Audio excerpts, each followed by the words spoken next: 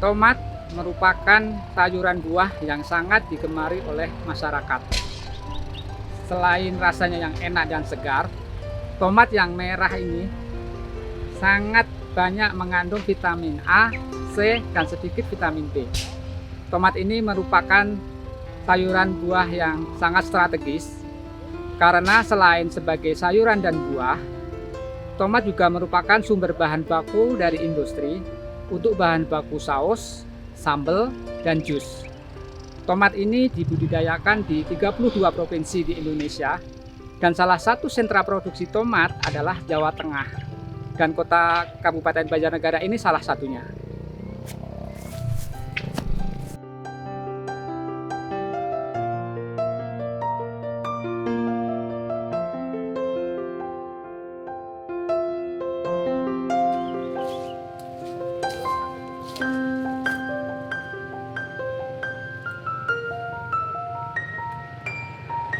Farmers, saat ini saya di kebun tomat yang siap panen.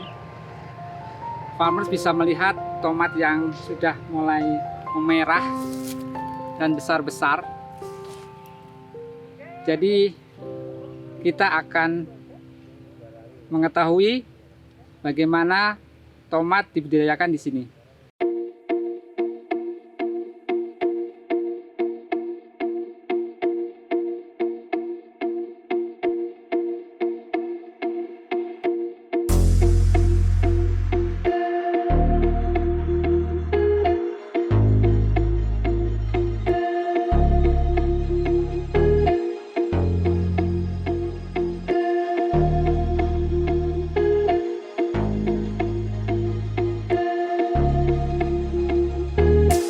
Farmers, saat ini saya berada di lahan kebun tomat milik Bapak Teguh di Desa Karangkondang, Kecamatan Karangkobar, Kabupaten Banjarnegara, Jawa Tengah. Beliau adalah salah satu petani tomat yang berhasil di daerah ini. Selain mengelola kebun tomat miliknya sendiri, Pak Teguh juga membantu petani-petani lain di daerahnya. Mari kita bertemu dengan Pak Teguh dan berbincang-bincang dengannya.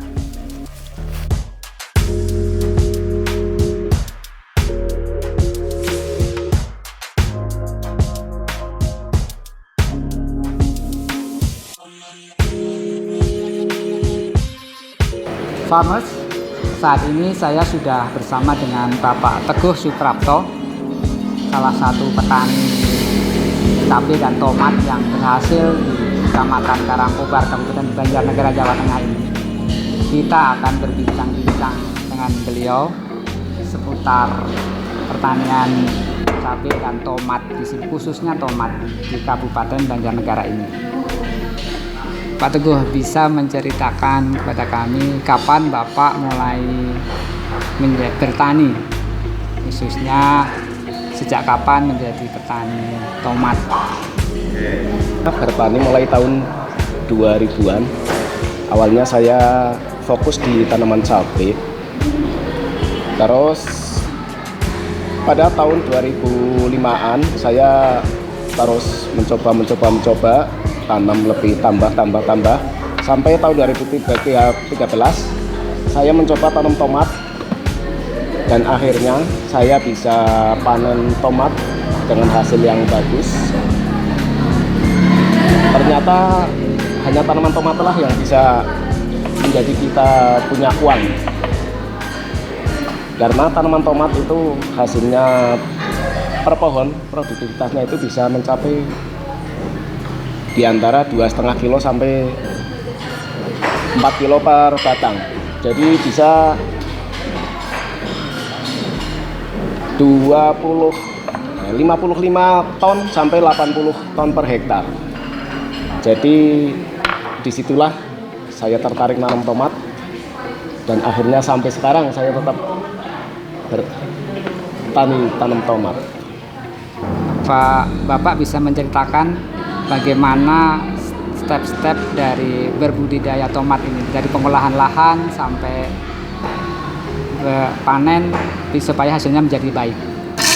Terutama harus mencari tanah yang full sinar matahari. Terus pH tanah harus diukur.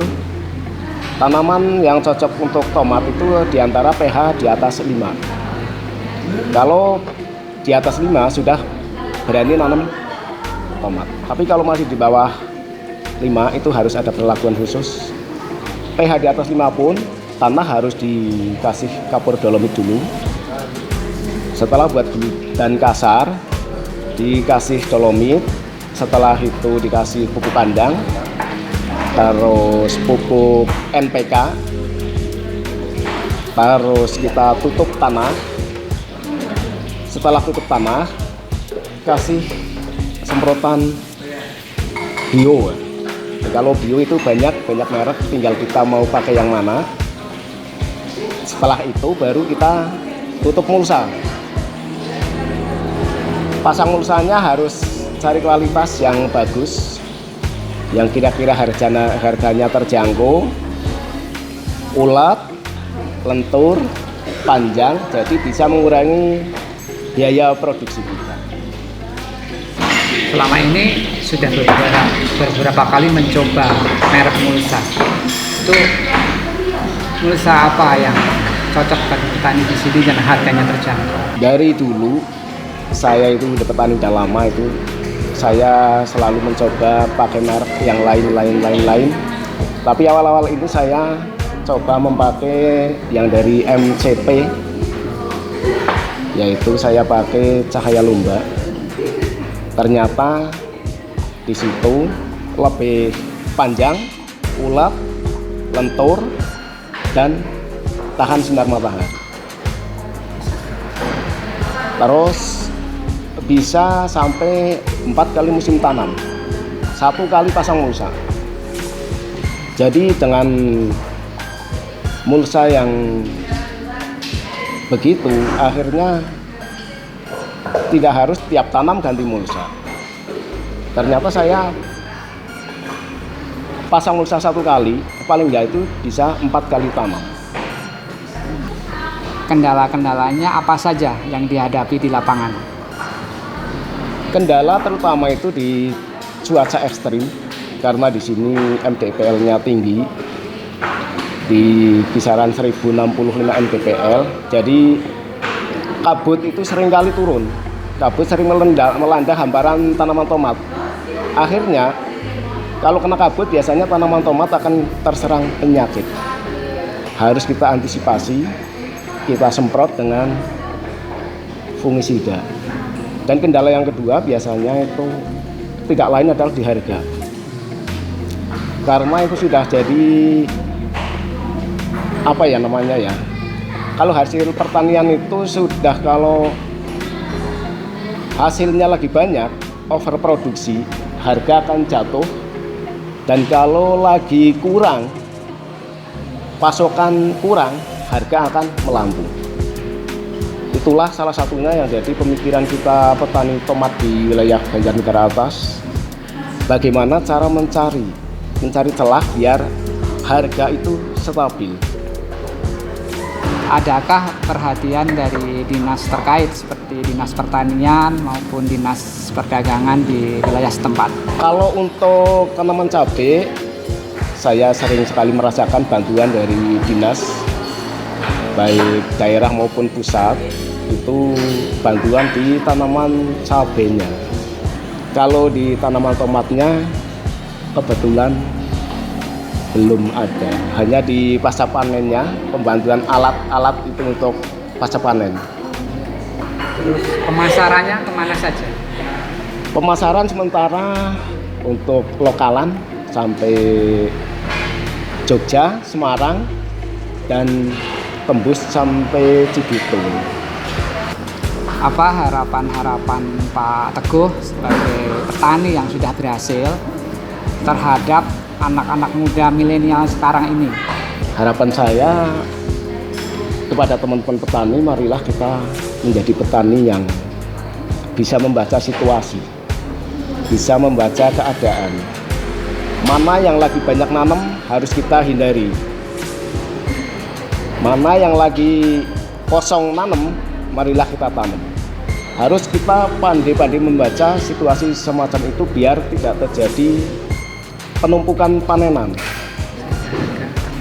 sehingga harga bisa terkontrol dan bisa tidak ada gejolak yang begitu besar.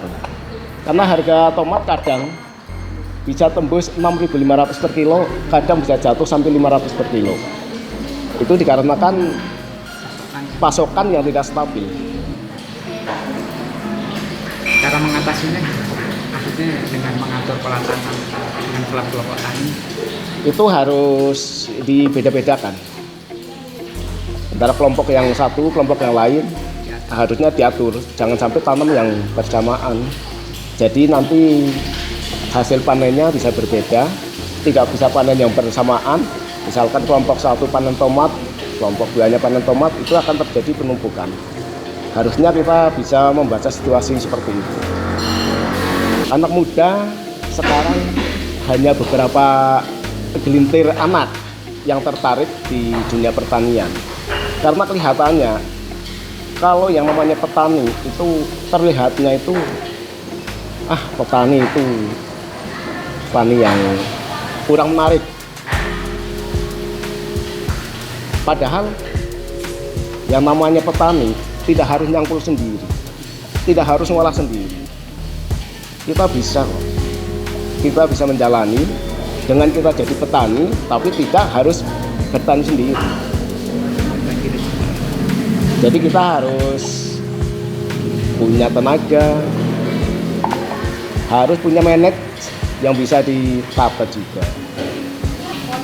Saya dari hasil bertani ini, alhamdulillah, saya bisa bikin rumah sendiri walaupun kecil-kecilan, bisa menyekolahkan anak, dan bisa menyukupi kebutuhan, dan bisa beli kendaraan dengan cash, bukan pakai kredit.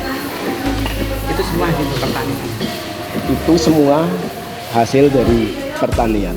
Demikianlah Farmers, bincang-bincang kita bersama Bapak Teguh Suprapto sebagai salah satu petani tomat yang berhasil di Kabupaten Banjarnegara ini.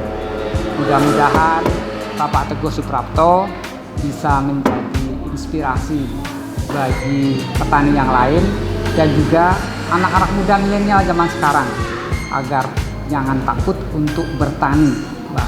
Pak Teguh sudah membuktikan bahwa dari pertanian beliau bisa berhasil, bisa mendapatkan tidak hanya materi tetapi juga kepuasan batin, sehingga Pak Teguh ini bangga menjadi petani.